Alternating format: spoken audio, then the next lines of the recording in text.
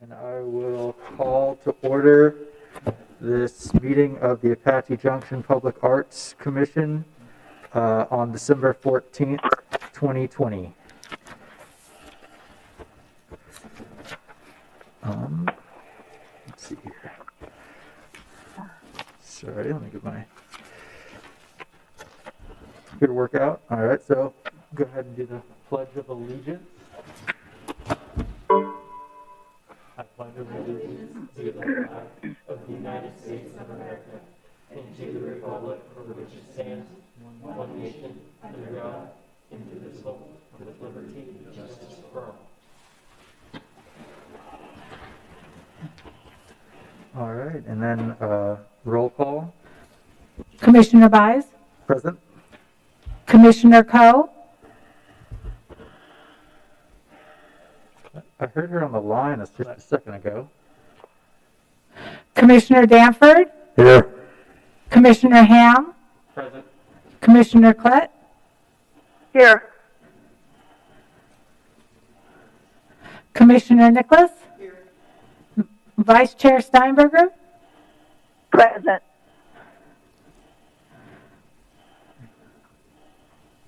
Commissioner Coe? We heard her earlier, so I don't know. Maybe she'll try calling back in. Okay. Yeah, we'll continue on. All right. Approval of the agenda. Do we have a motion for approval of the agenda? I'll make that motion. Is there a second? Ann Coe again. Hi, Ann. Thank you for joining. Hi. I can barely hear everybody, but We'll try to speak loudly and directly into the microphones. Do we have a second for the approval of agenda? I second the motion to approve the agenda as presented. Yeah, I'm having a hard time hearing everyone. there, I'm good now. All right. Thank you. I can hear Ann, but I can't hear Ryan. Let me. We'll make sure to speak into the microphones and that everybody's microphones are on, or your green light's on.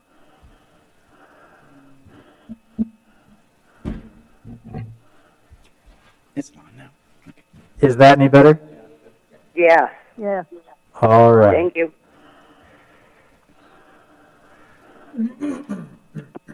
Let me know. I have a couple more notches on the volume. I can go if I need to. All right. So do we need to do a roll call for approval of the agenda? Chair Buys? Yes. Commissioner Coe? Here. Oh, we're having a roll call for the approval of the agenda. Well, this is Ann Coe, and I approve of the agenda. Commissioner Danford? Yes. Commissioner Ham? Yes. Commissioner Klett? Yes, Commissioner Nicholas? Yes. Vice Chair Steinberger? Yes. So moved, Mr. Chair. Thank you. All right. Now we'll move on to approval of the minutes. Is there a motion for approval of the minutes, consideration of approval of regular meeting minutes from November 9th, 2020?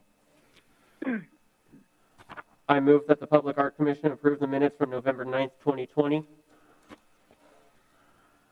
I second that motion.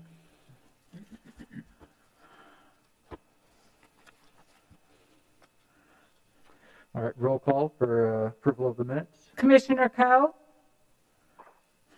I approve. Yes. Commissioner Danford? Yes. Commissioner Ham? Yes. Commissioner Klett? yes, yes, Commissioner Nicholas? Yes. Vice Chair Steinberger? Yes. Chair Buys? Yes. So moved, Mr. Chair. Thank you. All right. Next up on the agenda, we have announcement of artwork. Announcement of artwork seen by commission members. And do we have anything this month to share?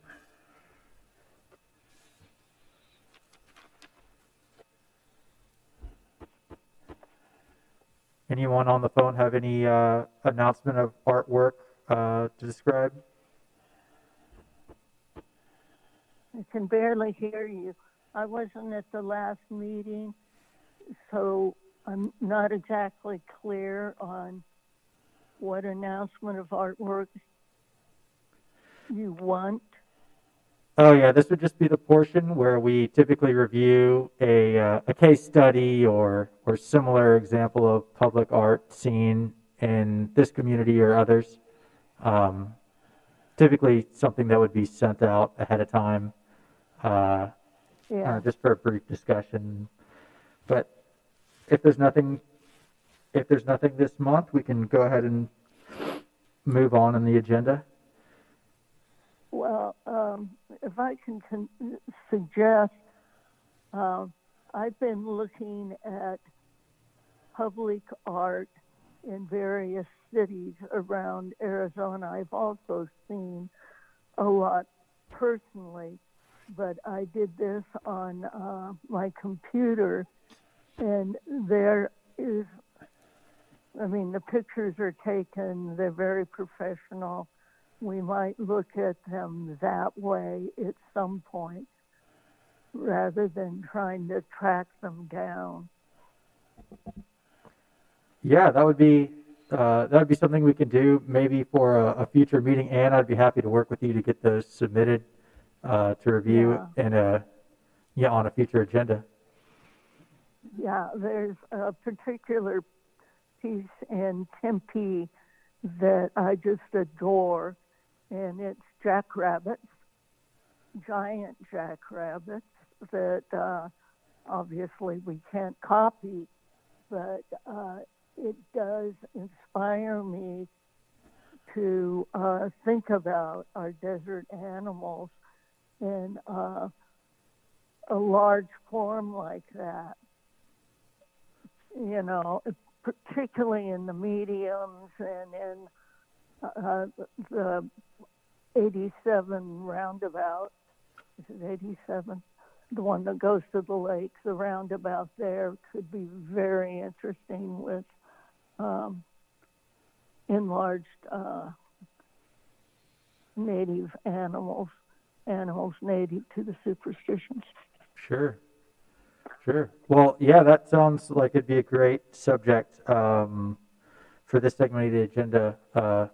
And how about I'll give you a call before our next meeting, and we can get that submitted, Yeah. and you can speak to it maybe in more detail in a future meeting. And All right. Thank you, Ann, and we'll move on to item 7 in the agenda then, public hearings. Chair Vise, there are no public hearings for tonight. Okay. All right. And the next item we have is old business, presentation and discussion on the logo. Yes, Chair Vise, this is by Matt McNulty. He'll be here in just a few minutes. This is a follow-up from our past meetings where he's worked on the update of the proposed logo according to your comments that you had at that time.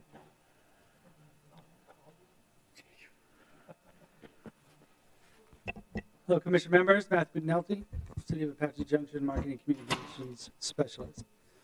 I'm sure you had some time to look at the 4 finalists, and what I'm looking for tonight is to get a number.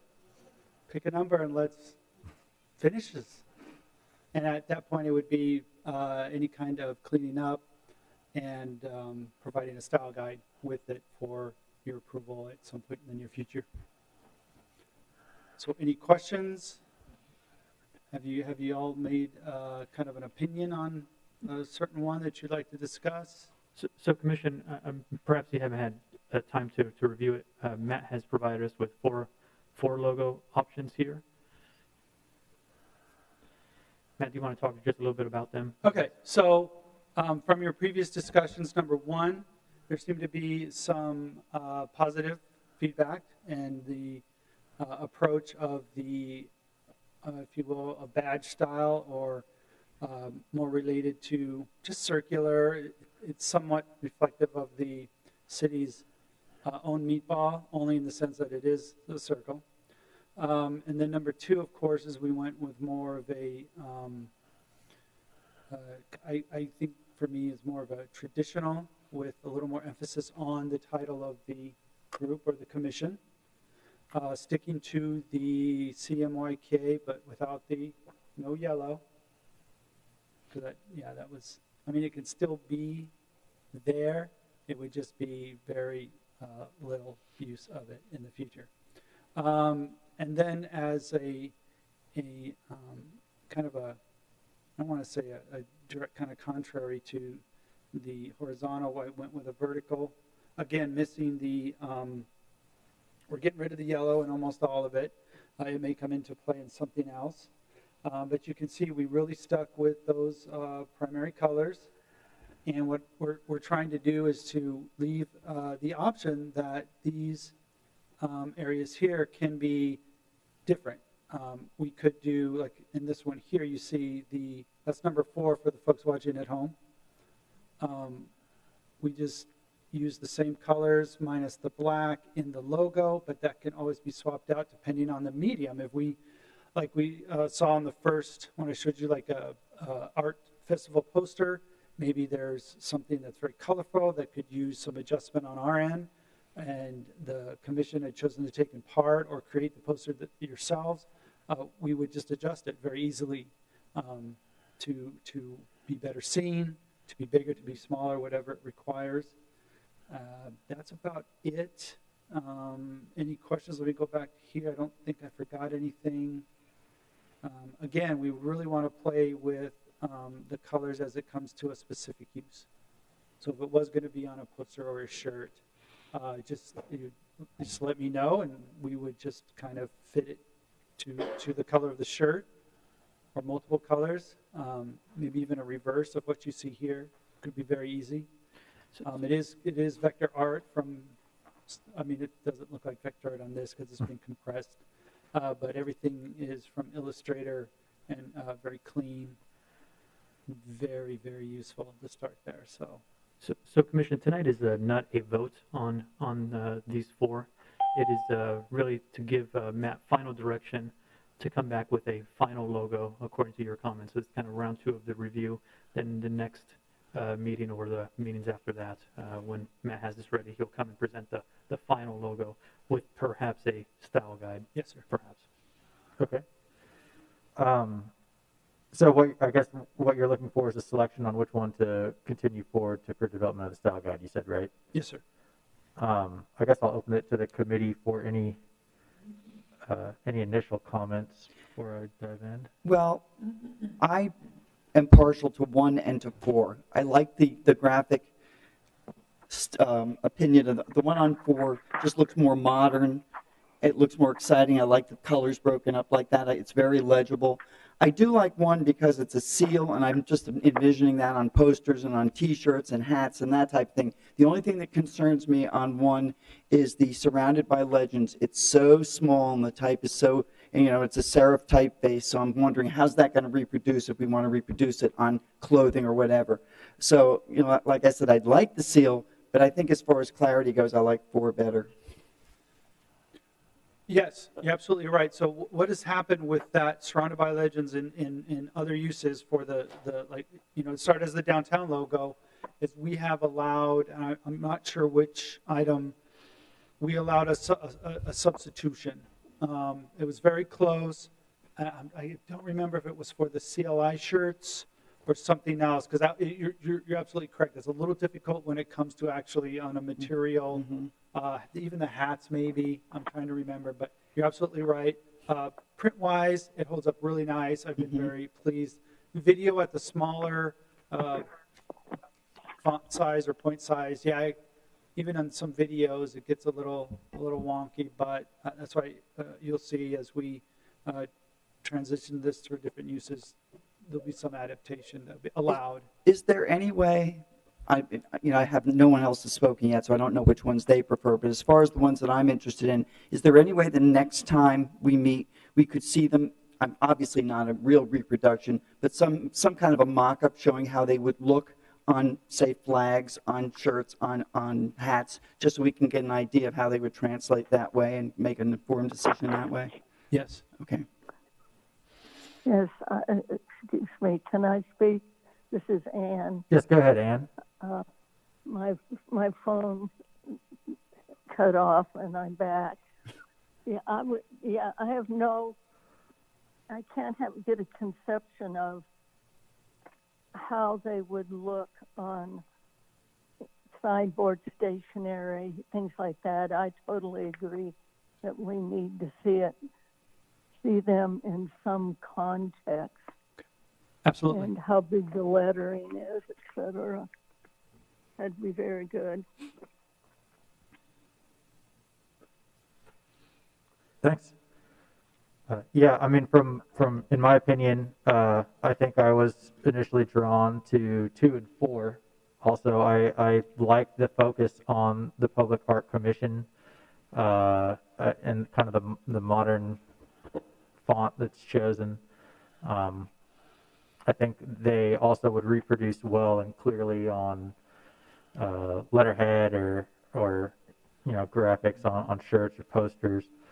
I think 1 and 4 are pretty similar. I don't know if there's opportunity to, within the style guide to kind of have depending on the format they're being used in, a more horizontal versus a more vertical approach. Just, but yeah, I would say 2 and 4 were kind of what I was initially drawn to. Well, the thing is number 1 is closest to what we would call a logo. 2, 3, and 4, really, all 3 of them could be used. I mean, they're basically the same thing. You're just moving letters around. I like 2 and 4. I also like 1 as a logo. So, and I love seeing Surrounded by Legend. I think that's the logo. That's the thing you want to say. AJ, in Apache Junction, and tell us where we are. But Surrounded by Legend is such a great line that, and it's barely viewed. You can barely see it on number 1. So it depends on how big it is, really. Yeah, and I guess to clarify, the intent is that, we want something that's adaptable, that can be used and, Yes. branding, throughout, so we're able to be consistent with kind of the messaging we're putting out. So, that legibility, I think, is going to be important. Okay, so Yeah. I don't know if you guys had picked up on I can zoom in a little bit. Hi, has this been is compressed, Commissioner but Pett. Can I speak? Go ahead. Hi. Having done, graphic arts myself, I agree with Ann that it's nice the way we're taking the town logo with the Surrounded by Legends and we're incorporating it. I agree with whoever said they liked 2 and 4. Reason being because you can really see the Public Art Commission. We know we're connecting it to the logo of AJ, which already exists, but we really want people to know who we are, what part of AJ, that, hey, we're here, we're the Public Art Commission, we're now an entity. In comparing those from a reading standpoint, they're very blocky, they're really easy to read. From far or wide, both would translate well on letterhead or T-shirts. They're kind of versatile that way. I think number 4 would probably be a little bit more exciting on a T-shirt than number 2. And the number 1 logo, I think people really like it because it's contained in that circle. So our mind's eye likes that. But on the other hand, compared to the other 3, I think the number 1 logo looks more like something that you could take off of clip art and just plug your own logo in there So it doesn't make it as unique as the other three. And then on number 3, the Public Art Commission lettering, I just feel like it's a little dated. We've kind of seen that look a bit, and it's harder to read those long letters than it is to read those nice big blocky ones. And I think the colors are great on all of them. So, I don't really have much opinion about the color. It's good coloring. Thank you. I'm done. Thank you. Commission, this is Sydney. When we're on the phone, can we identify ourselves before we talk? Was that Commissioner Klett? That was, are you asking me? Yes. Yeah, that was Commissioner Clapp. Okay, thank you. I'll try to identify who's speaking as well. That'll help. So at this point, I think we've kind of discussed all 3 options. Jeff, did you have any additional comments? Yeah, I'm not real fond of one. I don't like badge logos. I think they look like, she said they look like someone took them out of clip art and threw them together. I'm partial to number 2 myself, but I could live with number 4. They're both very recognizable. I like the font better on both those 2 than I do on 3. Great. And Jared? The only thing I really have to add is everybody touched on everything I was thinking to for the ones I'm drawn to the most. Number 1, the only thing I can think of is it's the only one that would translate best onto like a button. So I think we all mentioned number 4 and kind of our top selections. So I know we're not voting tonight, but in terms of direction from the commission, I think it's fair to say that maybe we proceed with number 4 into the style guide and review that for kind of a final round of review. Okay. The next iteration. See it in context on maybe a shirt mock-up. I can bring back the poster with number 4. If that's agreeable, number 4. Mm-hmm. Would it be too much trouble to do it on 2 also? No. Because I'm hearing 2 and 4 popping up a lot. So it looks like those are the 2 we'd like to look at. Yeah, I agree.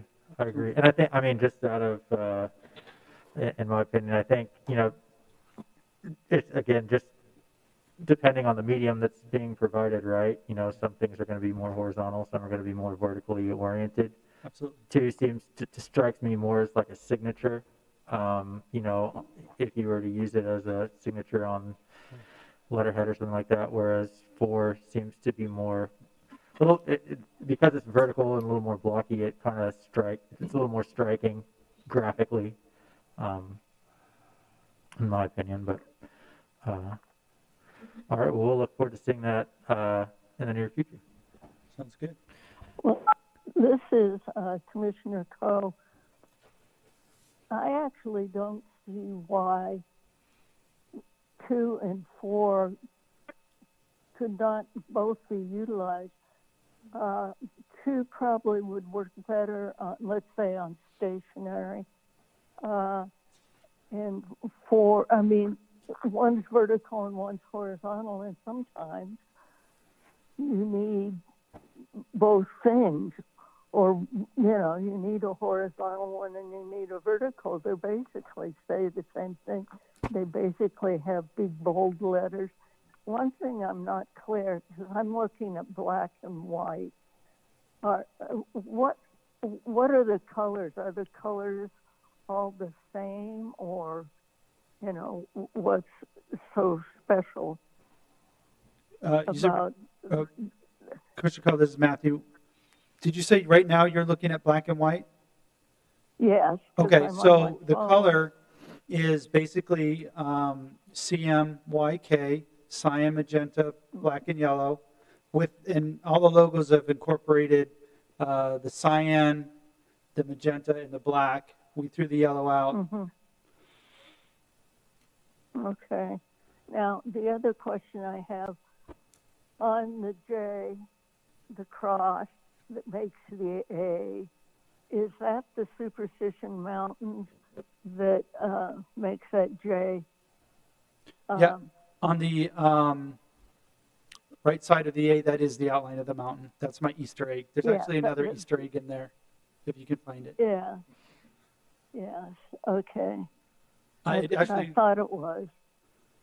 I figured It you might would. be bigger. She would. I mean, it wouldn't hurt to be a little bigger so it's a little clear. I mean, on the level that I'm looking at it, it took me a while to figure out, oh yeah, that's a mountain. So you might think about that Yeah, too. this is a very compressed image. It's really upsetting me greatly. Just, yeah, the outline was from the get-go when we first developed this for the downtown was to hide something in the spirit of hidden treasure. So I just had a little fun with that. Well, I like that. I like that expression, hidden treasures. Can we get that Thank you. someplace? Take that as a great compliment from you. Well, we can all look at it and see if we can spot your second Easter egg. Maybe next time you come, you can Yeah, Yeah, it's yeah. you can enlighten Well, us. you aren't gonna hopefully- agree, but there's another one in there. Commissioner, I want to take this time Hopefully to, I'll have my, No hints. Commissioner, I want to take I'll this be time to able to thank ex- Matt. He's volunteered to do this logo amongst all the other things and responsibilities that he has. He does all the videos for the whole city. So he's doing this, making time in his schedule to work on this. And I want to thank Matt publicly for all his hard work and dedication on this. And we look forward that's to Thank you for the amazing. opportunity. volume 3 of this. Yeah. Yeah, no. Yeah, Thank you, Matt. great. So we're gonna review just really quick. We want to see in context 2 and 4. Okay. Yes. Okay, that sounds really good. Oh. It's all yours. Thank you. All right, I appreciate it. Okay, and new business. I think we've got quite a bit of new business here. So we'll just go in order. First item is election of chair and vice chair. So, I Mr. guess Chair, you'd be walking us through that process. you should have a sheet. I don't know if all of you do. It was given out, and I don't know if that was also emailed. Was that also emailed? Okay, so only the current members that are here see it? Okay. There's I a can't process see it. under Robert's rules that we're supposed to follow on this. And I'm not going to read it, but you basically you can read it yourself, but it's a process, and I'd ask that you follow it as best as you can. Okay, So and you do the chair first and then the vice chair afterwards. And that's For- it. for the sake of the people on the phone who may not follow, because I know it is a little bit of a lengthy process that kind of we go through several times. Would it be helpful for me to read through it just to Oh, I give don't- some direction? You or know, I think just let's hit it at a run. if they happen to have their parliamentary procedure green sheets, I don't know if all of them have it. There's like a summary of it on page 3. But if you want to go through it quickly, just to say, here's what we're going to do. Oh, you that's know what? fine. It's also listed in, if you have the binder that we originally received under section 12, it's listed at the back of the binder for those at home. But, okay, well, we'll go ahead and get started then. Is there a motion to open nominations? I move that we open the nominations for the chairperson of the Public Arts Commission for Apache Junction, Arizona. Is there a second? I'll second that motion. Okay, roll call? Commissioner Ham, Yes. Commissioner Klett, Yes. Commissioner Nicholas, Yes. Vice Chair Steinberger, Yes. Chair Buys, Yes. Commissioner Coe, Yes. Commissioner Danford. Yes. So move, Mr. Chair. Okay.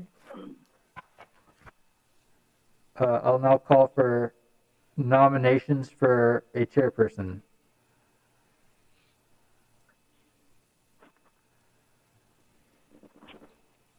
I would like to nominate our current chairperson, Chairman Buys, for a second term. I would second that. This is Commissioner Coe. I think he's done an excellent job.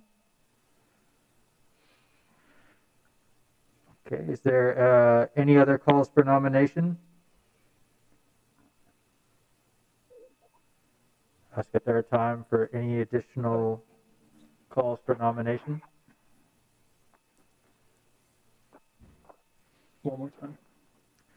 Calls for nomination?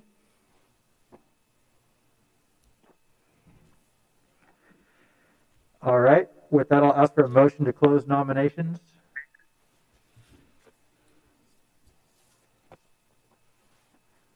Do we have a motion This to is close nominations? Commissioner Klett. I vote to close the nomination. I'll second that motion. Okay, and we have a roll call to close nominations. Commissioner Klett, Yes. Commissioner Nicholas, Yes. Commissioner or Vice Chair Steinberger, Yes. Chair Buys, Yes. Commissioner Coe, Yes. Commissioner Danford, Yes. Commissioner Ham. Yes. So moved, Mr. Chair. Okay, so I'll call for a motion to approve nomination for chairperson. I move that Ryan Buys be approved for chairperson of the Public Arts Commission. I second the motion. Okay, we'll roll call. Commissioner Nicholas, Yes. Vice Chair Steinberger, Yes. Chair Buys, Yes. Commissioner Coe, Yes. Commissioner Danford, Yes. Commissioner Ham, Yes. Commissioner Klett. Yes. Well, congratulations, Chair Buys. Thank you. We'll move on to selection of a vice chairperson. Motion to open nominations for a vice chairperson from commission member. I move that we open nominations for the vice chairperson of the Public Arts Commission. I second that motion. Okay, roll call. Vice Chair Steinberger, Yes. Chair Buys, Yes. Commissioner Coe, Yes. Commissioner Danford, Yes. Commissioner Ham, Yes. Commissioner Klett, Yes. Commissioner Nicholas. Yes. So moved, Mr. Chair. Okay. I'll call for nominations of a vice chairperson.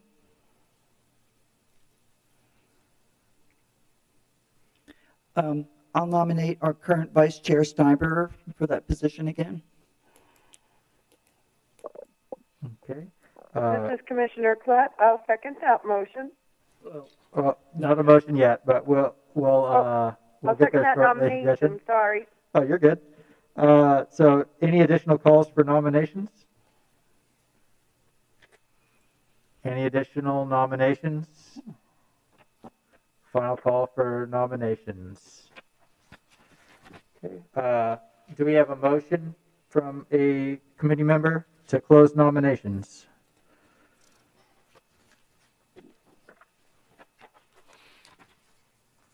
I'll make that motion that we close the nominations for Vice Chair. Okay, is there a second? I second the motion.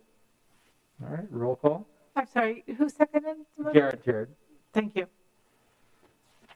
Chair Buys, Yes. Commissioner Coe, Yes. Commissioner Danford, Yes. Commissioner Ham, Yes. Commissioner Klett, Yes. Commissioner Nicholas, Yes. Vice Chair Steinberger. Yes. So moved, Mr. Chair. All right. Do we have a motion for approval of the nominated vice chairperson? I move that Vice Chair Steinberger be approved for vice chair. I'll second that motion. Thank you. Roll call. Commissioner Coe, Yes. Commissioner Danford, Yes. Commissioner Ham, Yes. Commissioner Klett, Yes. Commissioner Nicholas, Yes. Vice Chair Steinberger, Yes. Chair Buys. Yes. So moved, Mr. Chair. Congratulations, Vice Chair Steinberger. Thank you. All right. Well, that was relatively painless and pretty quick. Very well. Much improvement over 2019, so we're moving in the right direction. All right. Good job, everybody. So we'll move on to the agenda. The next new business item, presentation and discussion on the holiday tree at the focal point. Thank you, Chairman Buys. Liz Langebach, I'm the Parks and Recreation Director for the City of AJ. And so I was asked just to come and bring a little bit of information about the current downtown Christmas tree as well as the downtown decorations that the city is responsible for. And so I just put them together a little bit in a quick photo so that you can see what I'm talking about. I'm sorry for those that aren't here right now, you won't be able to see this. I hadn't thought of that. The very first photo is just kind of our overview of the focal point, and the Christmas tree is actually the dark green in the middle, so it was designed with having that be our downtown area for our Christmas tree to be down there, and then it ties into the other landscape design that's in that general area. The focal point Christmas tree, it's a 30-foot tree. We purchased it about 20 years ago for $10,000, which was a lot of money for us at the time. It has been updated once in 2012. We actually kept the frame, but traded out all of the garland panels for ones that have LED lighting in it to update it and make it much more efficient.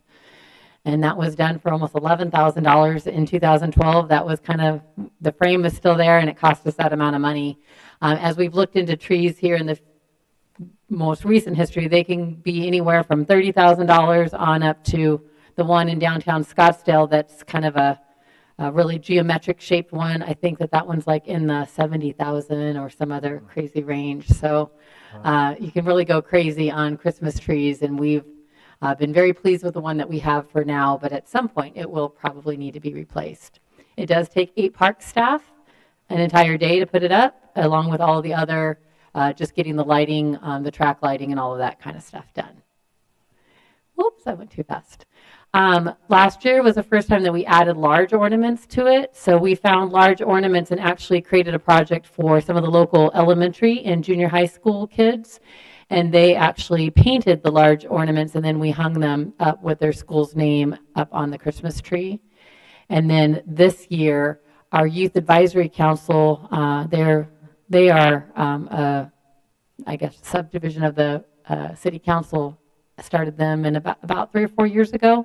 This year we asked them to add more ornaments. So, we kind of lose a few of those ornaments over the year, and so they redid a bunch of them and added those to the tree this year. Some of the other stuff we added downtown, so that's kind of there at the focal point. This year we did add lighting, and lighting of the trees was added last year, and then we did add a few photo station props this year to the Flatiron area so that people could come down and still take pictures, primarily because we weren't having our big holiday event. We usually have a big display and Santa. So with some of our corporate partnership funds, we were able to purchase some photo station props at a really good deal, and we'll have those now moving forward to have down in the downtown area. I'm not sure if you've been down there, but on North Apache Trail, all of the trees on the Flatiron side the trunks are lit, and then they have icicle lights in them. The trees that surround the focal point are lit year-round with lighting. Those are sponsored by individuals in the community. The ones that are on Flatiron, we only light those during the holidays. So we usually do it during Halloween, and then again at Christmas time, and the rec staff put those up. And I think that's it. And that's pretty much it. I'm not sure what other questions you guys had, or if there were some other specific things, but I'm happy to answer any questions or share any other input with you guys. I think it looks really nice. I always look forward to seeing that at Christmas time. I think it looks great. One thing I did see this year, which I thought was really nice, was down in Mesa. They actually did a Santa photo op with kids by having Santa inside a snow globe. so that the kids didn't have to be exposed, So I wish I would have shared a picture of that. So we did that at the Multi-Gen Center. So we Okay. had pictures with Santa at the Multi-Gen Center. And if you've been in the Multi-Gen, our game room is all windows. Mhm. And so they created a whole Christmas scene behind the window. Santa sat inside the game room, and the kids had a bench outside of that window. And Matt McNulty, actually, who was just here a minute ago, helped our staff to do ideal lighting, ideal less glare. It looks like they're sitting right in front of Santa. So thank you for sharing that. And we actually saw that, and we're trying to figure out what we could do to not go and buy something, but to be able to do something with what we had. Sounds good. Yeah. I actually saw the Facebook post for that a while back. I wanted to take my niece there, but I wasn't able to because of work. Okay. More times next year is what was the feedback we got. More time frames to be able to do it. Yeah, sounds like it was a hit. I'm curious what feedback you've had regarding the photo props and whether you've seen those kind of proliferating on social media or submitted kind of back to you. So we do have a sign nearby that asks people to tag us and put it on Instagram, but I'll be honest, I have not seen it very frequently. It's also, we got them the week of the Christmas event, so we weren't sure how they would do. We weren't sure how heavy they were, or if they, they have been secured. So I don't think that got promoted quite as well yet. But we still have a couple more weeks left, so we'll definitely be sharing that out on social media again and reminding people to come out. The last couple have been we do have a kind of what's the elf on the shelf that does circulate around to all of our parks and all of our Multi-Gen Center. He's been in it, but I haven't seen a whole lot from other folks posting. So we just need to keep trying to promote that out there. What was the sign you said? Is it just a hashtag for Instagram? Yeah, so I wish I knew what it said. I don't have that here. I really just tried to find some pictures of these to show you, but there is the sign out there, and we can definitely share that with you guys, so that way anybody who is on any of the social media, we'd love for you to help us to share it out. So we'll find that out for you. Well, one of the things that Hi, I found interesting. Oops. Hi, is that Gretchen? Yeah, it's Commissioner Platt. I don't know if we have time to still fit something in like that, or if we can do it next year. But I didn't because of COVID. But we have a mini stagecoach. It's red, and it's adorable, and we can decorate it for Christmas if you want to do a photo op. And we also have two mini donkeys. And I tried to reach out to shoppers to fill the stagecoach with toys fun drive, like a day's fun drive, but I never got in touch with their corporate, and I was trying to do something with ringing the bells, and I just dropped the ball with the whole COVID thing. But if you want to try and do something with that with me before the end of the year, I'd be happy to try something. Otherwise, I would really be into doing something like that for next year. This is Commissioner Klett. Commissioner Klett, yes. Yeah. Thank you for that I can give you my suggestion. email, and I can email you pictures. It's an adorable. We finally bought it. It took us 3 years or a year and a half or something to buy it, and it almost burned up in a fire this summer up in Sunflower. But it's an adorable little stagecoach, mini Amish red, and it fits like 4 kids. Adults don't get in it, but it's a great photo op to open it up and stand around it. And then we have 2 kid-friendly mini donkeys that we can dress up and bring out. And I would love to do something like that with the community. So that would be a great thing, and I would suggest that, we can talk offline about that idea and share that with our recreation staff. I would recommend that we do it for next year just because we don't have a lot of days between now and Christmas, and there are things that we'll have to take into consideration. So, for example, insurance and making sure that there's proper making sure that that you're protected and the city's protected after we look through it, see how we could secure it at the site, because that is kind of open, and we do have occasionally, unfortunately, some vandalism and things like that. So we definitely would be. Leave it overnight. I yeah. would be there with it. Like if we did it, we'd do it. We can discuss this later. I'm sorry. Perfect. That's such a great. Yeah, let's. I just wanted to plant. We're definitely interested. So thank you. Excellent. Okay, thanks. Thank you, Commissioner Klett. but yeah, one of the things I was looking forward to your presentation on is there's just a lot of parallels between, I mean, it really is, abstractly a large sculpture temporarily installed, but so many of the considerations are the same of what we'd be considering on the council or on the committee here when looking at proposed public works projects or commissioning our own. Your comments on the budget, of course, are always applicable, but vandalism and maintenance and setup time and are all apropos to kind of our mission here, which I think we'll talk about later in the agenda in more detail as well. So I appreciate you coming and just kind of giving us a little additional information, and I hope we can continue to work together to learn from your experience as we start kind of getting out in the community more as well. Definitely. If there's no other questions, thank you very much. Thank you, Liz.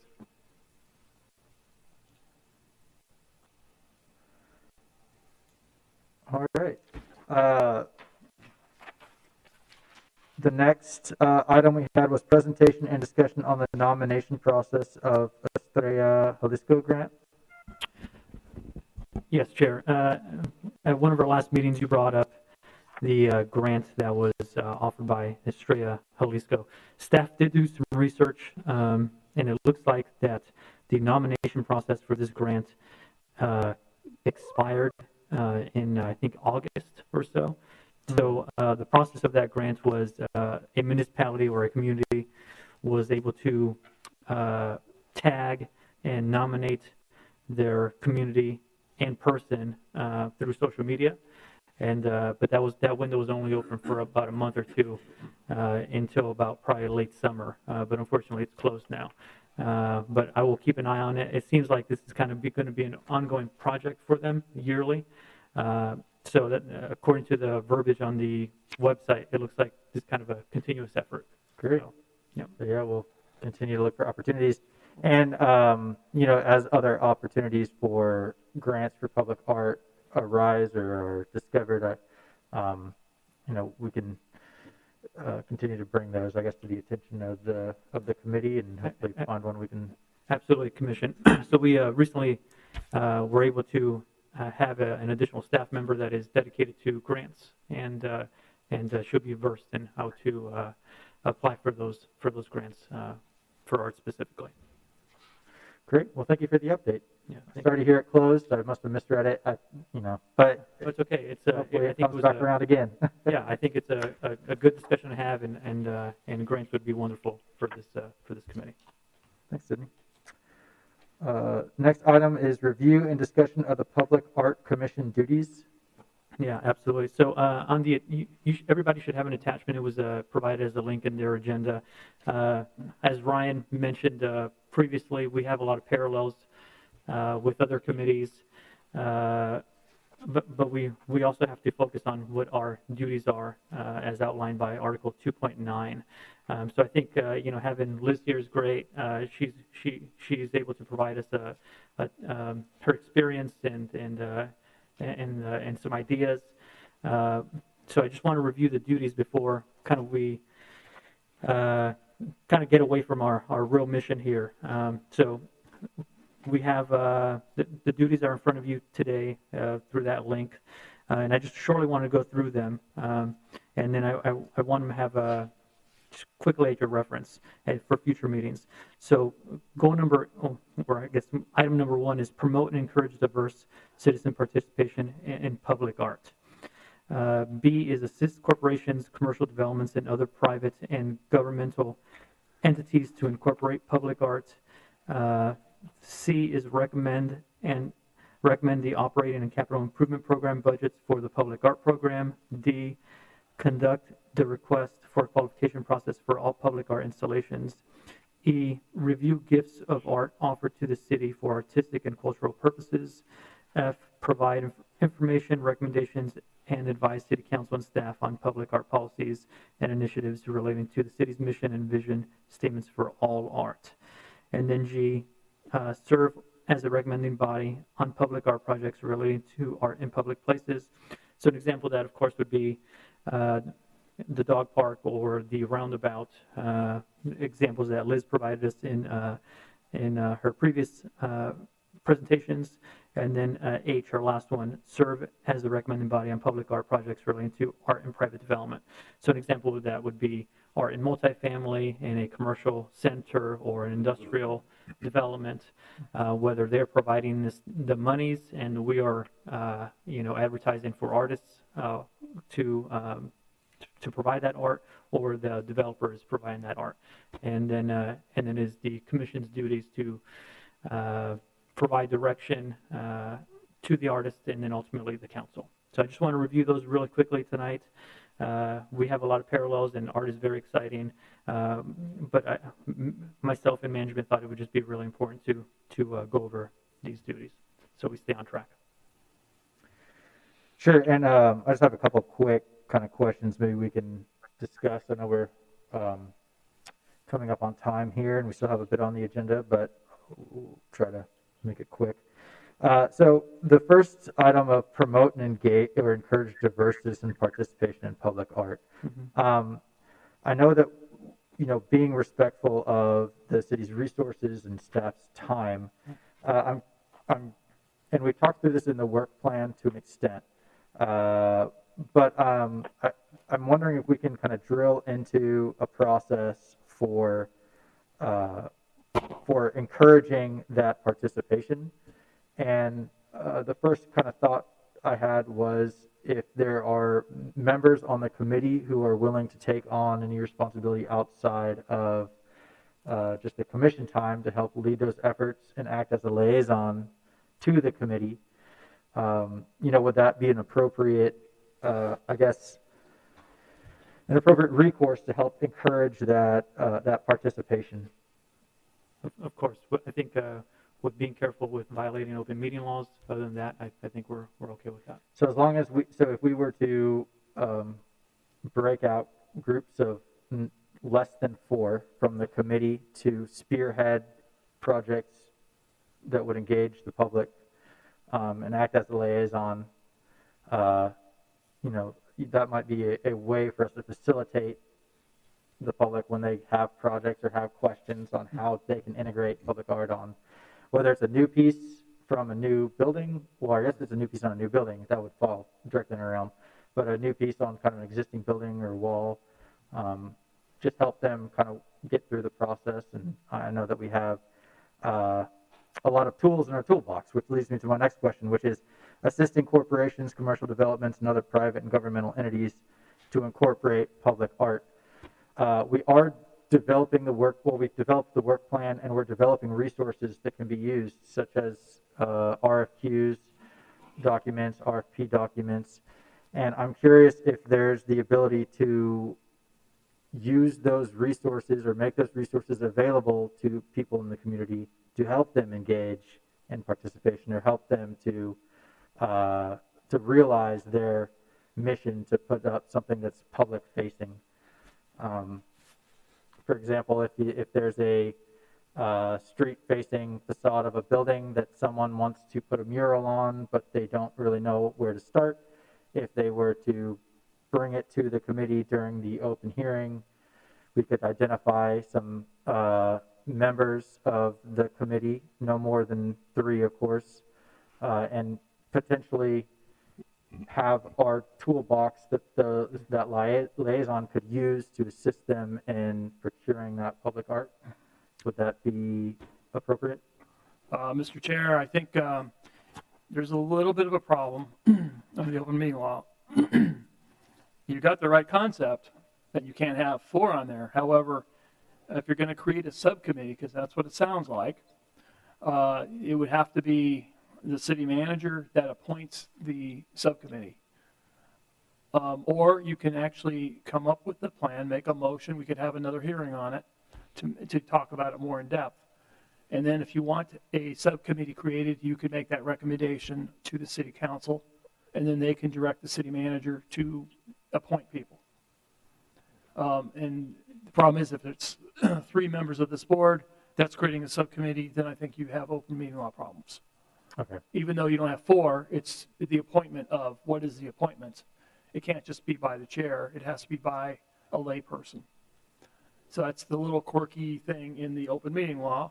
Just like the city council could not appoint 3 members to a and make it a subcommittee.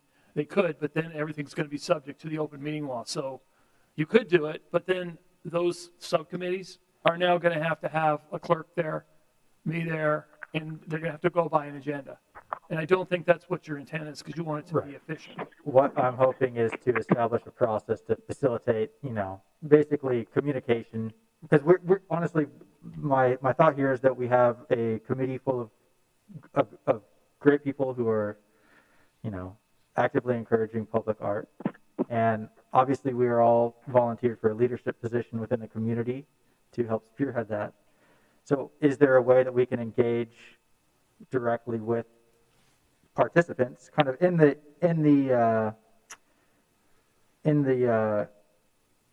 vein or in the intent of kind of our item A, right? Yes, I think if each member took on a subject area, that's okay, because it's not a committee, it's not a subcommittee.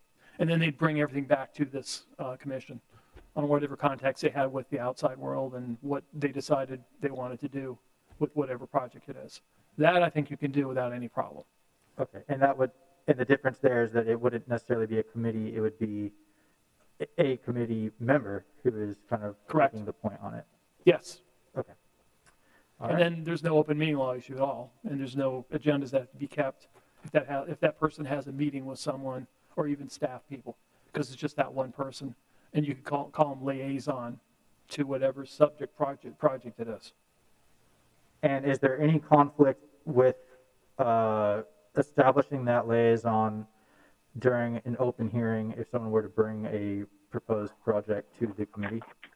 No, I think it'd have to be done you have to be voted on who the liaison would be. Okay. So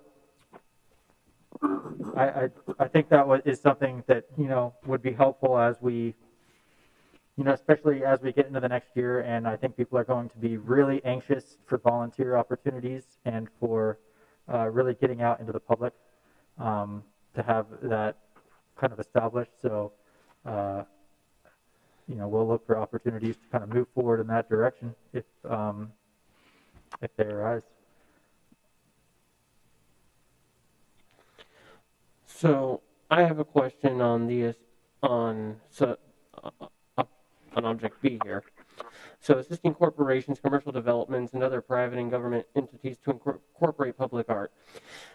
Say an existing company wants to do something to liven up their building by incorporating art. Say they want to get a new statue or something, but they have limited funds. They know that the city has limited funds, but they also know that there's a grant process that maybe the city can help them with.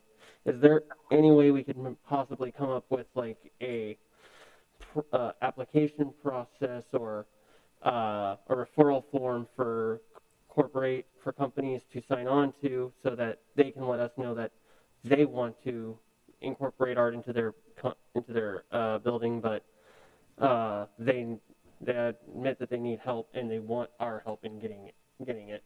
Whether that's we help them find the grants to do so, whether that's we work with them on splitting funding or any kind of system like that.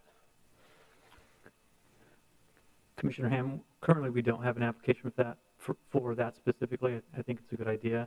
Right now, for a new development, the requirement for art is done at the site plan review stage. So when a project comes in, let's say a multifamily developer comes in and he proposes multifamily, during the site plan review process, staff will comment and note that art is required or a percentage of that project is required, and then it will be brought to you at that time. What you're talking about is the building is already existing. Yes. Someone wants to improve their site. We don't have that application yet, but we could see if other cities perhaps have something similar, and then perhaps we could discuss that at a future meeting date once that research is done. But I think that's a good idea. And I mean, that could a way for a public or a private citizen or a company within AJ to kind of bring that to the committee would be through the public hearing portion of the agenda, correct? So Correct. That is even correct. without having that in place, they could still come and speak to the committee about their goals and intent. I think they could comment at the last part. Well, do we have a? Actually, there's no. Yeah, we don't have that on our agenda. However, they can contact a board member or staff and put it on the agenda. Put it on the agenda. And actually be an item so that it could be talked about and it could be possibly even voted on. That's even better than call to the public. Great. So, so if, just to be clear, if a community member approaches a member of the committee and is requesting, insight or input into a piece of public-facing art or public art that they're planning on installing, the proper procedure there would be to come to a committee member, add it to the agenda, and kind of have it open for discussion at that point Yes. under an agenda item. That'd be perfect. All right. And then just, sorry, I realized I didn't quite resolve one of my questions, which is, so regarding the RFP and some of the resources that are in our work plan, will those be made available to the public for use? Like, are they available on our website or anything? Or is there an intent or conflict with doing so? Well, I guess we could publish our work plan, but the RFP is going to be specific for a project that when we have those funds. So I'm not sure, just to have that blank general verbiage out there would be too helpful. Your thoughts, Chair Vise? Yeah, that's what I was curious, was if there's this kind of a template, because I mean, in my experience, when people are starting a project, it's really almost an outline that's needed to see, okay, what are the first steps? What do I need to pull together? And a template for an RFP, or for example, I know we're also compiling lists of artists, something to help people start, getting some traction and getting organized in direction on kind of what the next steps are in realizing a project. I feel like we are slowly assembling a good toolbox to that end that may be able to assist others in the community. When the procurement of the art doesn't fall strictly within the realm of our kind of core direction or core statement. Yeah. My only hesitance is that it's such a general verbiage that when an actual RFP goes out, that will be site specific. For example, the roundabout or the dog park or any of the other city sites. That will give the artist the parameters of what we're really looking for. So that would probably be more helpful. The RFP itself is really not a direction, really. For instructions, it's really a call, right? So Right. For qualifications. Okay. And then in terms of like the other resources that we've kind of started to compile, being added to the list of public art in Apache Junction, or the list of kind of artists that we're working, is there any conflict in sharing that information? No. There's no legal conflict. Great. I think that resolves my questions. All right. Well, if there's no additional comments on the phone, we'll move ahead in the agenda to presentation and discussion on conflicts of interest, open meeting law, public record law, parliamentary procedures, and code of conduct. Mr. Chair and members of the board, commission, first of all, congratulations to Mr. Danford for being seated. Thank you. We're very glad to have you. Glad to be here. And this is a repeat of what I did last time. However, I did update each and every one of these summaries. So Mr. Danford, I think, is the only one who hasn't heard my presentation. Is that correct? Okay, so. I've heard a lot of your presentations, but not this one. Okay. Well, I can take 3 hours or 2 hours, however long you want to go. But I'll try to keep it quick. Starting with the conflict of interest in the order that it's mentioned. So what's the object and purpose? Larry, you could go home too. You've been through this about 4 times. Yeah, so you could go home. Okay. The object of the conflict of interest statute is to remove or limit the possibility of personal influence which might bear upon a public official's decision. The purpose is to prevent self-dealing by public officials and public employees. So the critical issue for conflict is you got to ask yourself one question. And I'm not trying to sound like Clint Eastwood, by the way. Is there a proprietary or pecuniary interest when you vote on something? And not just you, it's your relative too. So let me clear the relative part up first. Relative means page 6, sub H, any individual within 2 degrees of kinship, including spouse, child, child's child, parent, grandparent, brother or sister of whole or half blood, and their spouses, and the parent, brother, sister, or child of a spouse. I read that because you got to remember, it's not just you as a voting member, it's also your relative. That is the most common conflict of interest where there's a pecuniary or proprietary interest. Pecuniary means money. So if you're voting on something that you're going to benefit from financially, or your relative is, you shouldn't be voting on it. That's a conflict of interest. Or if it's a piece of property that you own or your relative has some connection to legally, a proprietary interest, if that proprietary interest is going to increase.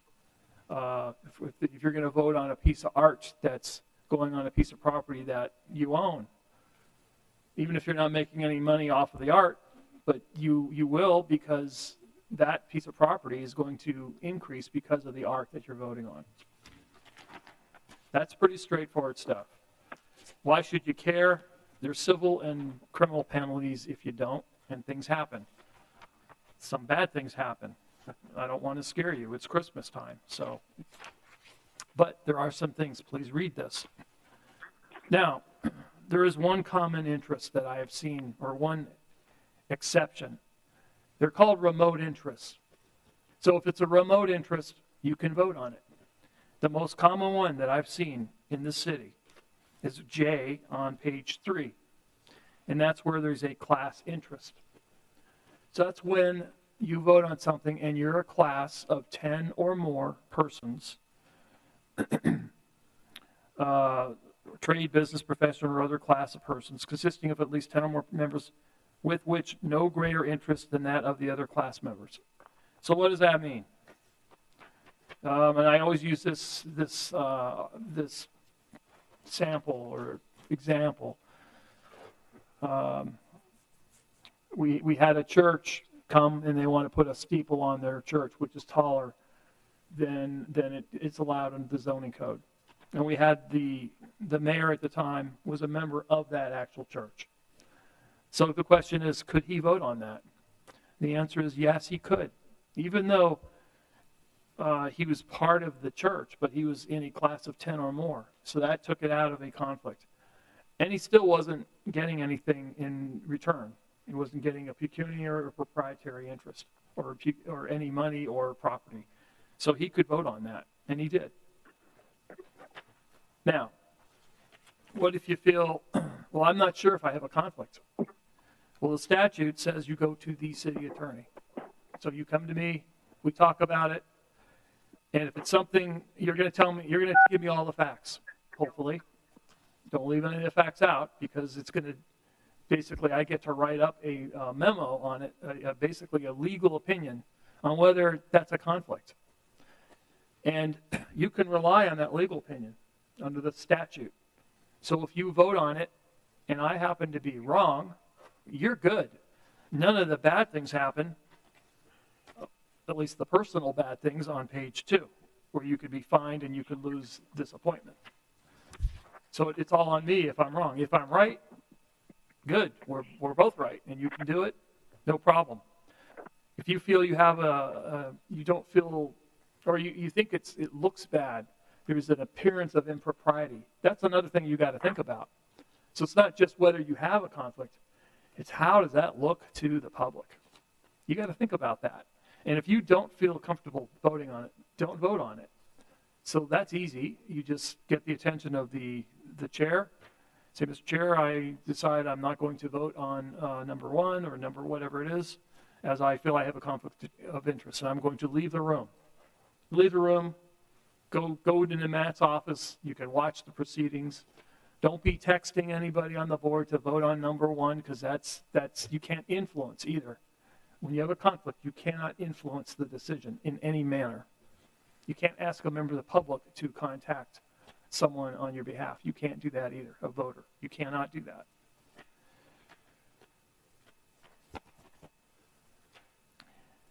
Okay, I think that is the very brief summary of conflicts of interest.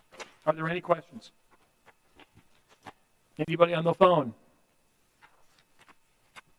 Okay, let's move on. Open meeting law. Public policy, what is it? The meetings of public bodies must be conducted openly, and that notices and agendas be provided for hearings or for meetings which contain such information as reasonably necessary to inform the public of the matters to be discussed. So, things are not supposed to be in secret. There are some exceptions to that, but generally speaking, you're supposed to do your business in public, not behind closed doors. Why should you care? Once again, A through F tells you why, and there's some nasty things that could happen. It's Christmas. I don't want to violate your Christmas holiday, so let's move on. When does it apply? It applies when there's a quorum. In this case, you have 7 on your board. So that means 4 of you should not be deciding things behind closed doors, or even in public where there's not a notice. There has to be a notice of your meeting in order for you to make any decisions. And there has to be an agenda. So can you come to council meetings and watch the council do their business? You can. I wouldn't recommend sitting together. Well, one reason because of COVID, but say COVID's gone. Okay? Biden's now elected. Everything's wonderful. No more COVID. And now we have everybody sits in the front. And there's no more spacing requirement. No problem. Okay, good. Is that good? How's that look? No, because someone who's watching these, and remember, this is being televised, or it's put on social media, they're going to remember you, because people watch these sessions. Well, I thought someone was laughing at me, but it's a dog. Dogs are walking too, apparently. It's my dog. I beg your pardon. So don't sit together if you come to the council meeting. I don't recommend it. At least 4 of you should not sit together at one time. Okay, moving on. I gave you a whole bunch of definitions, which you can memorize later, but moving on to notice, you have to have a notice of this meeting that it actually is going to happen, and you have to post it 3 days in advance. The agenda also has to be specific. The agenda needs to say what you're going to do. It needs to say if you're going to take action. But it has to be specific as to what you're doing. It can't just say you want to talk about the Kachina sculpture. Can't just say Kachina sculpture. It has to be more in depth. And I don't know what that would be. Maybe because it was kind of slanting, I don't know, when it was first put in. And if this board had anything to do with it, maybe there would have been an item where you could recommend that it be straightened. I mean, that's the kind of thing that you'd have to have on the agenda, something more specific. I'm not going to go into emergency meetings. That's really not going to apply to this this commission. Minutes. You vote on minutes. Well, you still have to vote on minutes, but the minutes, by posting these meetings and showing them, technically, you don't have to have verbatim minutes because the city is putting this out there on the internet and it's available to anybody who wants to watch. So you don't have to have verbatim. And I know that's correct because I had an attorney general position that essentially said the same thing. Okay. Executive sessions, I don't think we're going to have too many of those. We might, if some RFP issues come up, possibly. And if we do, that would involve probably contractual issues. You can talk about certain things behind closed doors. Contractual issues with the city is one of them. Legal advice is another one, general legal advice. And there's some other things in here also, but those are the things that probably will apply if they ever do. Other than that, let's see. There are some categorical exemptions to the open meeting law. And I don't think those totally apply to you. You're not the legislature, and you're not none of these things. So I don't think those really apply to you. And other than that, I think we could move on unless there's any questions. Okay. Public record law. Public records and other matters in the custody of any public officer shall be open to inspection for any person at all times during business hours. The core purpose of the law is to allow public access to official records and governmental information so that the public may monitor the performance of governmental officials and their employees. So what does this mean? This means everything you do, everything you decide is supposed to be available for the public. We'll go back to the liaison issue. Say the liaison is taking notes and the liaison wants to present those to this commission. Well, those are supposed to be kept and those are supposed to be given to staff so the staff can keep the notes. Those notes are actually public record because you are a member of a public body so that everything you do is supposed to be public record, including the notes. And they're kept for a certain amount of time. We're forced to keep those by the State Library Archives Board or Archives Department for, I think it's 3 years, or I'm not sure what it says, but I think it's a minimum of 3 years. Someone might ask for those, say, hey, I don't like that the other guy got that art project. I think that was terrible, and you recommended it to council. I want to see what you did. I want to see everybody's notes. Well, they can do that. So that's what a public record is, or can be with this commission. Now, when someone asks for public records, they can do a public record request. And they don't have to say why. They can just say, I want the following records. So there's a requirement that the city staff, provide this information and documents. Here in the legislature said promptly. They couldn't be more, vague, could they? But that's what they said. They didn't say within 10 days of the request, like some states do.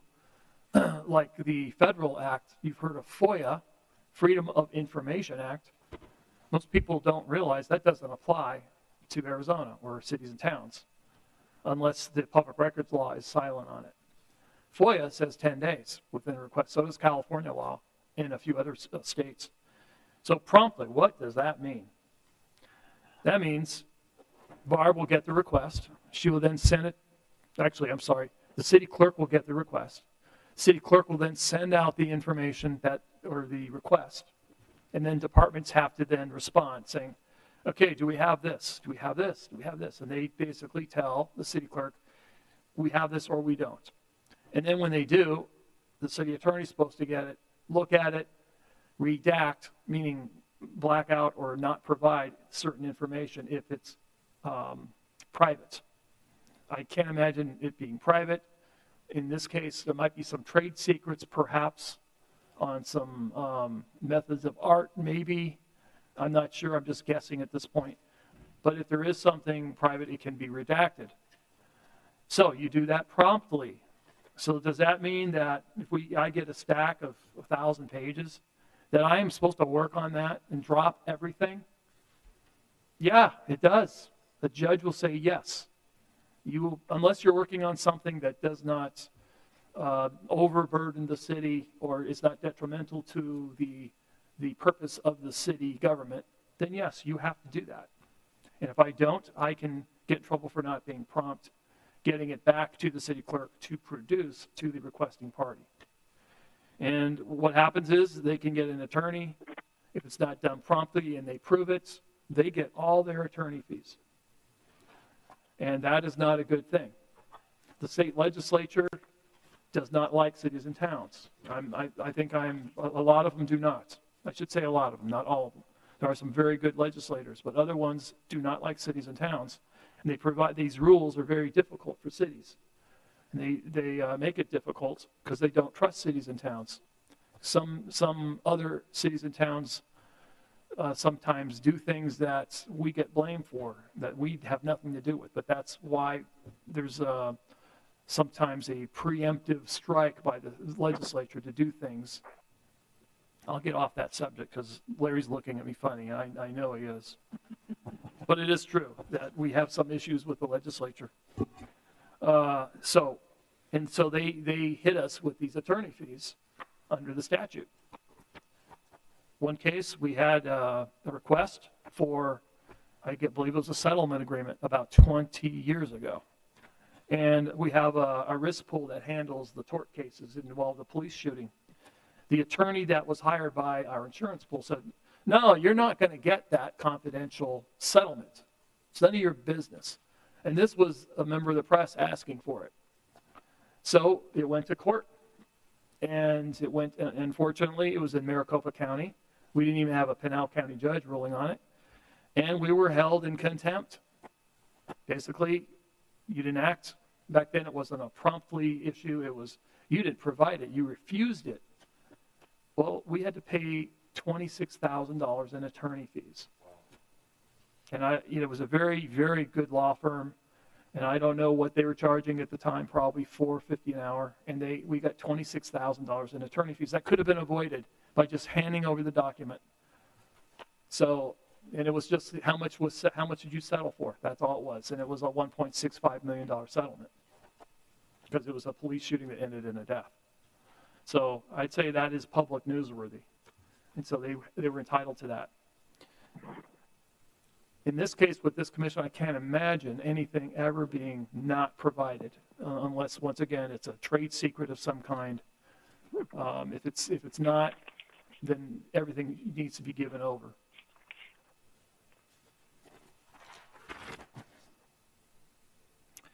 We can charge for the records, 25 cents a page. If it's a commercial use, we can charge 50 cents a page. The press, even though they sell papers, are considered a non-commercial use. So they get it for 25 cents a page. First Amendment. Okay. And then at the end, I give you a whole bunch of interesting cases that, if you ever want to see these cases, let me know. I'll get you the copies. They are fascinating cases, I think. Okay, I think that's it for the Public Records Act. I do have one quick question regarding Public Records Act. So is that something that we need to disclose in an RFP if there are any trade secrets that, there needs to be some language for redacting those after the fact? Because if the request is coming through the city, the artist wants something redacted that may be a trade secret. They're not being asked if. What will happen is if I think it's a trade secret or I have any inkling that it is, I will contact the artist. I will give them a certain amount of time saying, here's the request, here's what they want. And if you want to object, you can file. Basically, they have to, it's called a motion to intervene. They have to go to court to stop us from giving it out. Okay, there's a process. Yes, there is a process. Okay. There is. So and I think, that's basic law. I don't think we have to put that on any documents. That's more of just a legal thing at the time that the documents get reviewed. Any other questions on that? Okay, moving right along.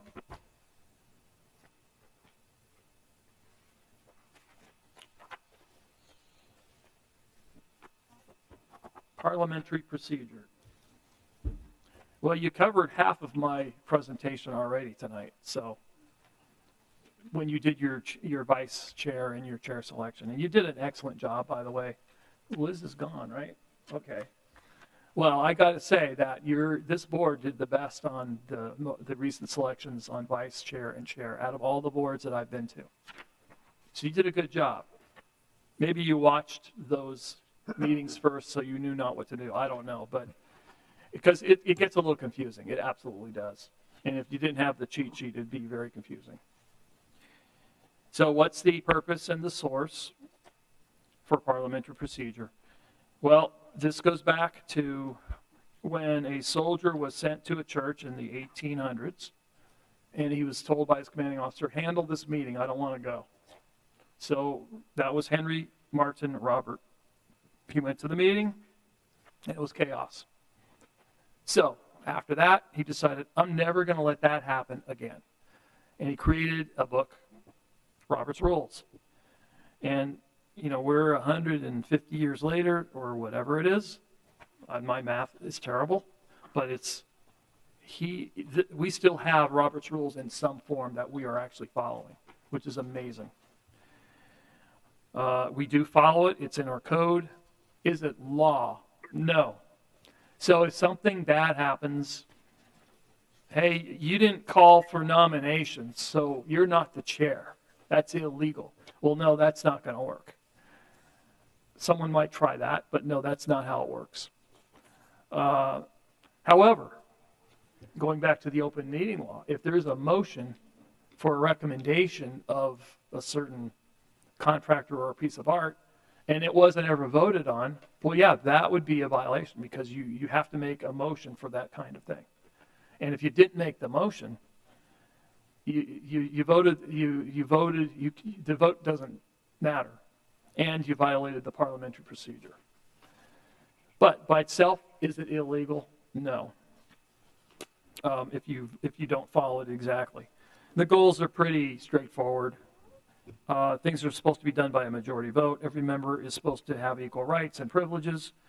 Minority views may be heard and considered. The process is simple and direct. There's a requirement to follow the basic motion rules. Generally, one question at a time is considered.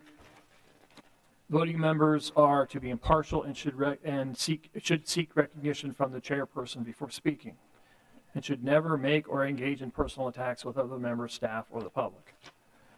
The types of motions are really simple. I put that on page 2. Motion to amend, motion to table, motion to continue, recess, withdraw, change order of agenda. There's something called a substitution motion. Those are really rare, but it is in the Robert's Rules. And that's kind of trying to getting out of doing an amendment. So if you try something tricky like that, you can, but it's better just to make an amendment. And let me talk about amendments. Say there's a motion to put a piece of art, I don't know, with the first $50,000 that you're able to get in the roundabout. Say there's a motion for that. Well, say some of you don't like that, and one of you doesn't like that, and you want to say, no, I don't like that. I move to amend that motion to place that instead of that location, to put it at, I don't know, Ironwood and the freeway, in the public right-of-way. Well, that amendment must be heard first. You go in reverse order. It's definitely not, I hate this word, but intuitive is the word. That is the word that I've heard for many years. But it's not intuitive to do it that way. But that's how you're supposed to do it under Robert's Rules. So there have to be a motion for a motion to hear the amendment. It's seconded. So then you hear the amendment first. If it fails, you still go to the original motion, especially if it was that different in purpose. Something like that would be. And then we get to the nomination. Once again, you did very well, and I'm not going to go back and go through that because we don't have to deal with that for another year. Any questions? No questions, just a comment on point of order. That one's a lot of fun on a Zoom call. Point of orders are fun on a Zoom call. Yes, they can be. So what a point of order is, it's when a member feels, hey, this is not how you're supposed to do this. You're supposed to call for a motion first, and then there's supposed to be a second. So any member can say point of order, and they're supposed to be recognized in a reasonable manner by the chair. And the chair, you're supposed to recognize them. You may not want them to be recognized, but you're supposed to. And then you're supposed to hear the point of order.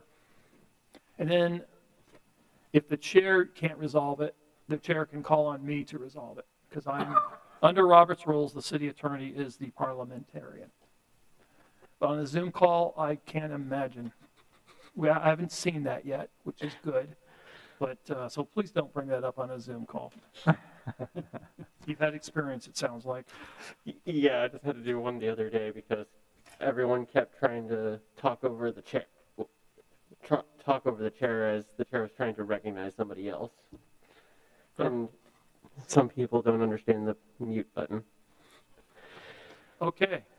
Council, boards, and commissions code of conduct. This is a 4-page document. Well, when I first wrote it, at the request of the council, it was 12 pages.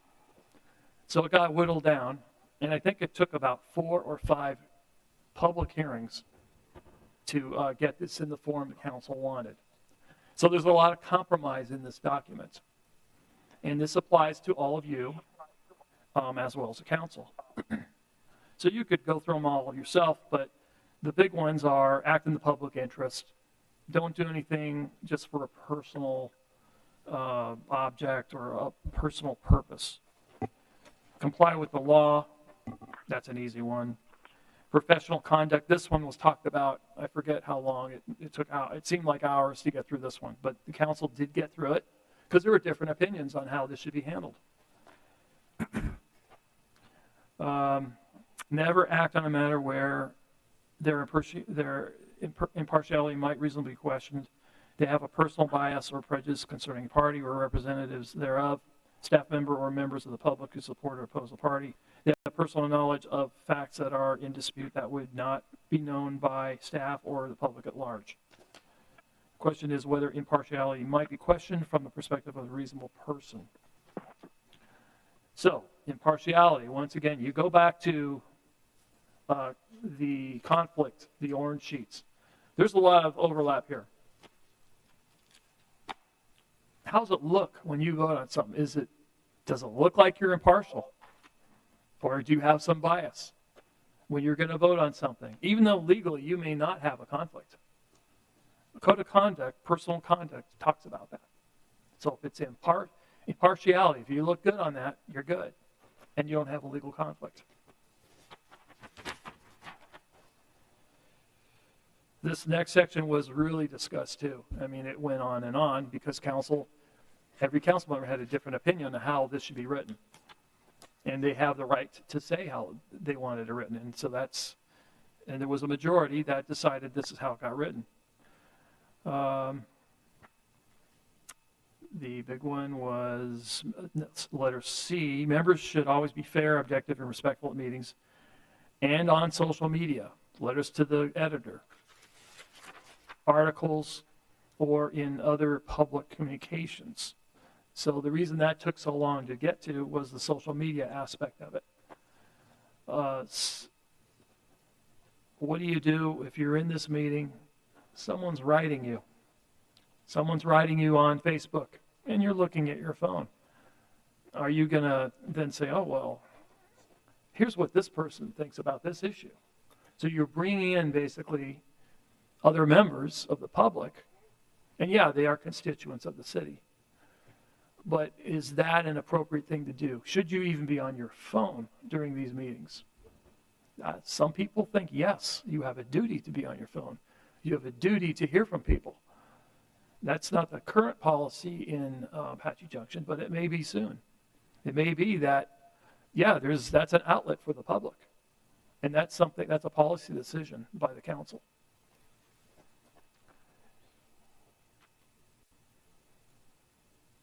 Members should show great respect for the chair and always seek recognition before speaking. And that will keep these meetings orderly if that happens. Like Mr. Ham was talking about, oh, well, there was a point of order, and it's because people were talking over each other. Well, you're supposed to have recognition. You're supposed to have the floor when you speak. If you don't have the floor, you shouldn't be speaking. That's why you're courteous, get the chair to recognize you. That's what you're supposed to do. And that will enhance the flow of discussion. Okay, next, chair shall not allow speakers to address the audience, and they should be instructed to address only the public body when making comments. So earlier we talked about, well, there's no call to the public on our commission agenda here. Well, guess what? You don't have to have a call to the public. That agenda was set up before this commission was voted on, and we had a structure that we wanted to keep to. Do you have to have a call to the public all the time? No, and it really what you're the recommending body to the council. So if people want to speak, they could come to you, they could say, hey, I want to put this on the agenda. As long as it is one of those items that your scope is limited to, you're good. But if they're going to talk about something that has nothing to do with public art, no, it's not appropriate for that item to be on the agenda. Advocacy. Members do not lose their First Amendment rights by virtue of becoming a member. However, when they decide to engage in social media, LTE, letters to the editor, articles, or other public statements, they must not hold themselves out as being associated with the city, and they shall explicitly advise that their views do not necessarily reflect the views of the city or the majority of the public body. So if you're doing social media, I mean, people are going to know who you are at one point because you are now publicly known. If you're saying things and you say, well, on behalf of the commission, I feel the following. Don't do that, because now you may have actually violated the open meeting law, especially if you did talk to 3 people on the same commission. And it's true, yes, you all did talk about it. So now there's proof that you violated the open meeting law. That's one bad thing about the social media. That's one bad thing when it's used in that manner. It has a lot of good things, but that's not one of them. Also, I mean, you're proud to be on this board, and we are honored to have you. But you got to be careful when you're going to say something. You don't lose your First Amendment rights, once again, but you got to be careful as to how you phrase it and who you are saying, hey, I believe the following, and this is what so-and-so said. If you do that, you're going to get into trouble. Do not influence other members' position unless such communications and discussions are heard in public at a regularly scheduled meeting. Well, does that mean you can't talk to your fellow members? No, it means you can talk to your fellow members. But you can't really try to influence a majority of the members. If you do that, now you violate the open meeting law.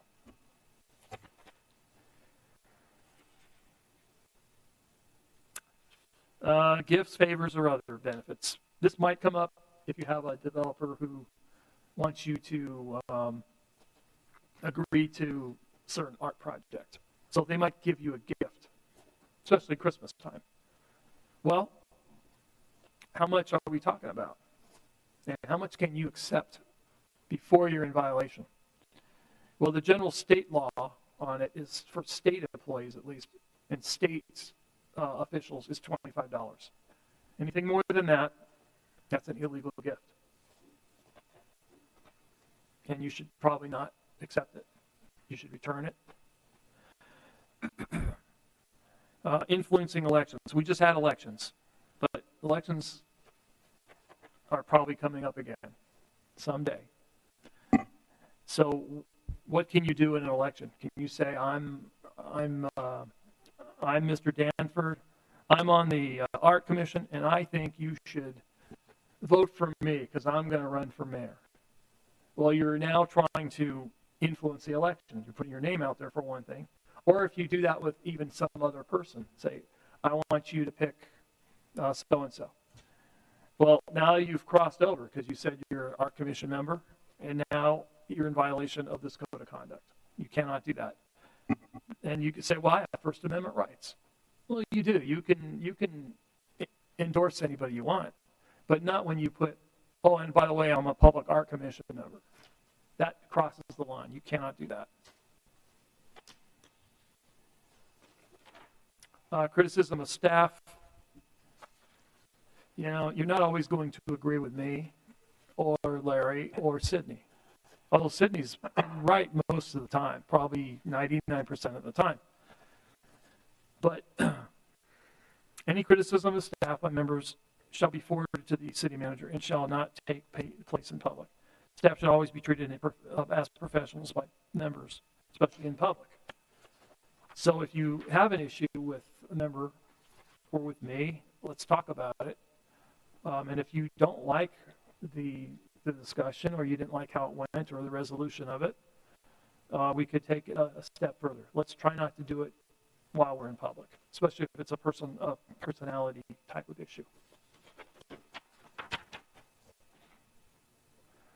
Attendance at meetings. You're supposed to come to every meeting. If you can't show up, call Sydney, Barb, Larry, say you're not going to make it, and then you'll get an excused absence. If you miss 3, technically the council, after 3 unexcused absences, can take you off the commission. That has happened, a handful of times in the last 23 years that I remember, but it's not that often. But make sure you get an unexcused absence, or I'm sorry, an excused absence. And let's see, I think you're doing your legal training now. And staff recommendations. Everybody, these people are professionals. When they recommend to you, they're not doing it for personal reasons. They have a professional reason that they're doing it. Please don't take that lightly. You still may not agree with the recommendation because you might want to go to an other alternative. But keep in mind, it's coming from a professional standpoint. I think that's it for that. Any questions?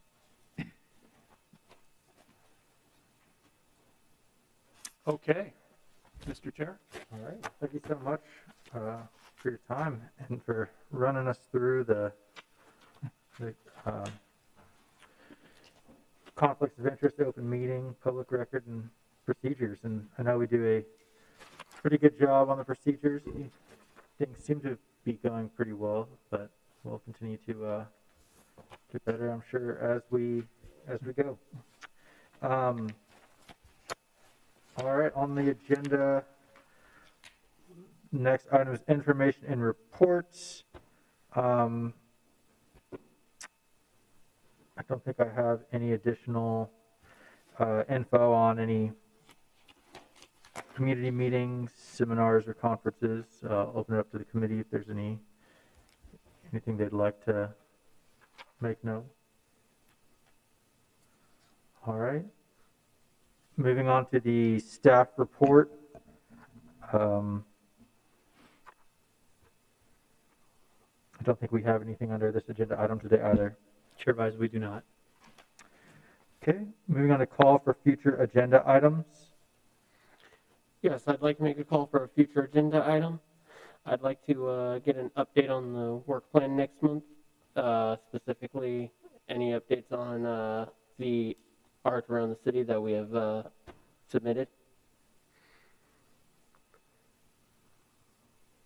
And what are next tasks as far as the commission is concerned for the coming year. Sure, yeah, just in terms of projected dates for completing benchmarks on that work plan. Any additional future agenda items for January? Okay. We'll go ahead and move on then to selection of meeting dates, times, location, and purpose. I'm sorry, Mr. Chair, we'll need a motion on that. Oh. All right. Direct staff, thank you. Look at that. Already had Robert's rules and got ahead of myself. All right. Is there a motion for the additional agenda item of reviewing the status of the work plan and benchmark dates for delivery of items. I motion that we add the work plan item to the agenda for next month. Is there a second? I'll second the motion. Thank you so much. And roll call? Commissioner Ham, Yes. Commissioner Klett, Yes. Commissioner Nicholas, Yes. Vice Chair Steinberger, Yes. Chair Buys, Yes. Commissioner Coe, Yes. Commissioner Danford. Yes. So move, Mr. Chair. All right, thank you very much. So now we're moving on to selection, meeting dates, times, location, and purpose. And I believe there was a discussion last month about modifying the regular meeting time for 2021, or at least starting in January. Is there a recommendation for a time and meeting from staff? Chair, at our last meeting, all we discussed was changing the time from 6 o'clock to 5:30, and then we left that open for discussion for this meeting. Staff is open to either one, as so is convenient for you guys. I think there was a conflict on, right now we're meeting the second Monday of each month, and there's a proposal to meet, I think, more either the third or fourth Monday. Is that right? Well, Due to a conflicting, the council meetings are first and third. Mm-hmm. So what would happen is if you could be on be on 7, you'd be kicked out of here probably. What's that? Yeah. Regular meeting. Yeah. Okay. Mr. Chair, Larry Kurtz, Director of Development Services. So I think the conflict was with the Board of Adjustment and Appeals that occasionally will meet on a Monday, the second Monday. So their meetings are at 7. So then, as we were thinking of moving this to the fourth Monday, we thought, well, if we started them at 5:30 as a routine, then we'd typically be done by 7. Then there would not be a conflict. We'd still kind of have to be out of here by 10 to 7 so that people start coming in, but that would give you at least an hour and 15 minutes for a typical meeting. Plus, Mr. Chair, if I could add, So Board of Adjustments, we don't have too many of those. yeah, they're pretty rare. Yeah, Pretty They're rare. much more rare than council it meetings. just turned out we had one, but Yeah. we didn't have one for like 10 years or something for a while. So oh, wow, very sporadic. yeah, very sporadic. So then it was like, well, the fourth Monday, we're already here. It'd be nice for a staff to have at least 1 week a month when we're not here in the evening. So for the first 3 weeks of the month, we have the night meetings. So I thought, well, if you would consider us, we could just keep it for the second Monday, and that would be fine. Always. Yeah. Okay, in that case, I propose that, I propose the second Monday of each month, 5:30. Is there I think we need a motion for this one too, right? Yes. So is there a motion for, do we have the date on that in January? Is that the 7th? January The 11th. 11th. Mr. Chair, if I can add, we'll need a motion to change the meeting time to 5:30, the permanent meeting time to 5:30, and then a motion for the next meeting date and time. And then- Okay. But last year, you guys did a motion to have the meetings at 6 o'clock. So to change the record, we need to have a motion to permanently change them to 5:30. Yeah, so not just next month, but from But this moving point forward. forward.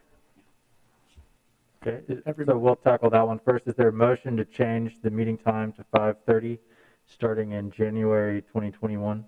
I move that the Public Art Commission hold regular meetings on the second Monday of every month at 5:30 p.m. starting January 2021 in the City Council chambers located at 300 East Superstition Boulevard. Is there a second? I'll second that motion. Thank you, Liz. Roll call? Commissioner Klett, Oops, yes. Commissioner Nicholas, Yes. Vice Chair Steinberger, Yes.